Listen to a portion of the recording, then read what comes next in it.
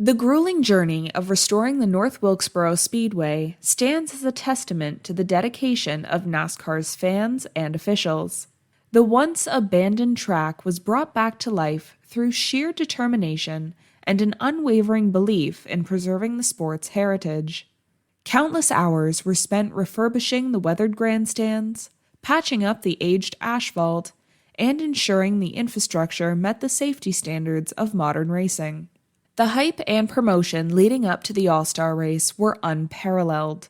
NASCAR fans across the country were treated to a nostalgic flood of images, stories, and videos chronicling the golden days of racing at North Wilkesboro.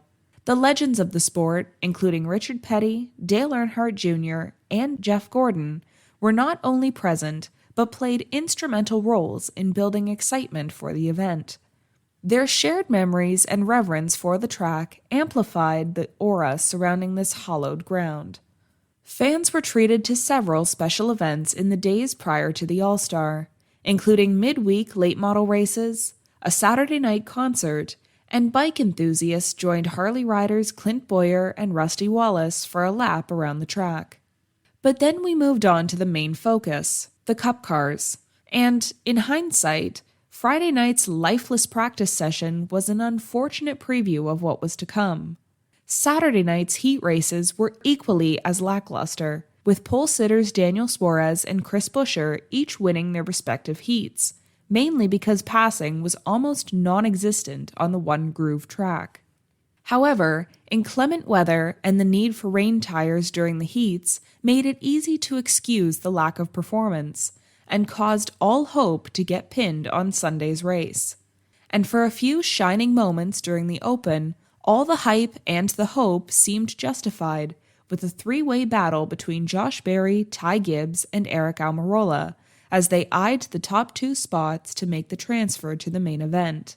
We also saw Michael McDowell and Ty Gibbs tangle a few times, the most entertaining of which came when McDowell sought payback and squeezed the 54 of Gibbs against the inside wall.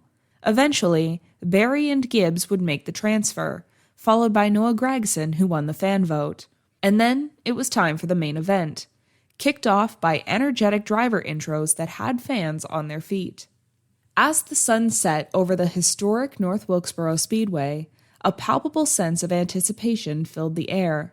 Months of meticulous work and an avalanche of hype had transformed this legendary track, once thought to be lost to time, into the epicenter of NASCAR's All-Star festivities. Legends of the sport, both past and present, graced the event, reigniting the spirits of fans who had longed to witness the old-school charm of racing at this revered venue. However, despite the grand preparations, the race itself fell painfully short of its lofty expectations, with only 3 lead changes between 2 drivers. As the green flag dropped, the hopes of witnessing a throwback spectacle soared. However, it soon became apparent that the marriage between the iconic North Wilkesboro Speedway and the next-gen car was less harmonious than predicted. The limitations of the car's short-track package became glaringly evident, hindering the high-octane racing that fans craved. Once Kyle Larson seized the lead, surprisingly as early as lap 18 after a penalty for speeding, he set sail with unmatched dominance, leaving the rest of the field in his rearview mirror. His supremacy was almost an embarrassment, with a 12-second lead as he lapped half the field. Behind him, there were a few side-by-side battles and a random bump and run or two, but the heart-stopping maneuvers so often associated with short-track racing were conspicuously absent. The lack of significant on-track action or cautions further contributed to the race's monotony.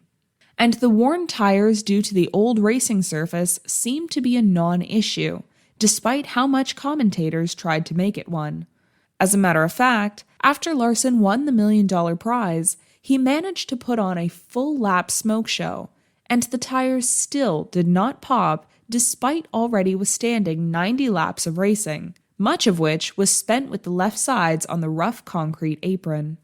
If NASCAR was truly seeking competition for this race, we question why they would have thrown a caution for a scheduled tire change at lap 101. It would have made more sense and created more suspense to have allowed the teams to decide their own strategy. It also would have made more sense for Goodyear to have brought a tire that wasn't indestructible, considering the year-long narrative had highlighted the worn-out surface of the track and the need for tire strategy. Despite praising Larson for his skill and dominance, even commentators realized it was a bad look for this race. At times, their comments almost willed something to happen to Larson's tires given how hard he was pushing. And Clint Bowyer even joked that he saw an engine block in the middle of the track, as he clearly hoped for a caution that would re-rack the field. In the end, Chase Elliott's post-race interview comments were the most telling, when he described the race as anticlimactic. He was not wrong. It should have been obvious to NASCAR and fans that the old-school track was not going to produce old-school racing while using new-school equipment and rules. While disappointment looms over the All-Star race, it's crucial to remember that the setbacks were not due to a lack of effort or passion.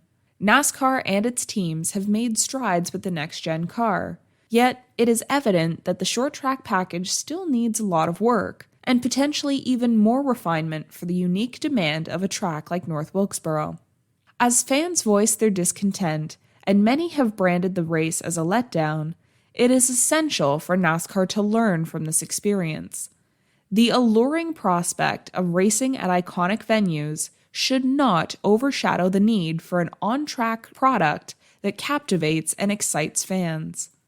NASCAR should channel the passion that brought North Wilkesboro back to life into further improving the on-track action, because even the most storied tracks need a synchronized harmony with modern racing technology.